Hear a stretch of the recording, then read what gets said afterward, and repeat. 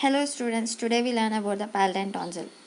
Palatine tonsil occupies a tonsillar sinus or fossa between the palatoglossal and palatopharyngeal arches. It can be seen through the mouth. The tonsil is almond shaped.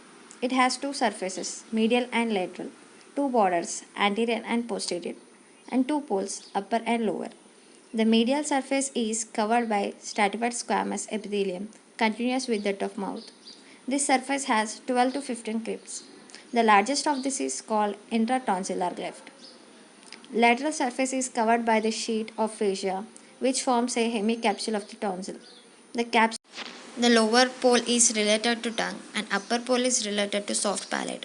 Posterior border is related to palatopharyngeal arch and its muscles. Anterior border is related to palatoglossal arch with its muscles. Capsule is extension of pharyngobasilar fascia. It is the only loosely attached to the muscular wall of the pharynx, formed here by the superior constrictor and by the styloglossus. The tonsillar artery enters the tonsil by piercing the superior constrictor just behind the firm attachment. The palatine vein or external palatine or palatonsillar vein descends from the palate in the loose areolar tissue on the lateral surface of the capsule. The bed of tonsil formed within outwards by pharyngobasilar fascia, superior constrictor and palatopharyngeus muscle. Next, buccopharyngeal fascia.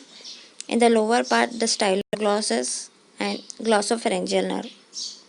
Still more laterally, there are the facial artery with its tonsillar and ascending palatine branches. The internal carotid artery is 2.5 cm posterior lateral to the tonsil.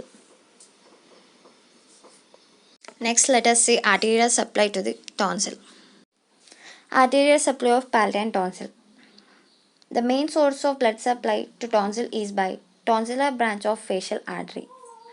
And there are additional sources are ascending palatine branch of facial artery, dorsal lingual branch of lingual artery, ascending pharyngeal branch of the external carotid artery, and greater palatine branch of the maxillary artery.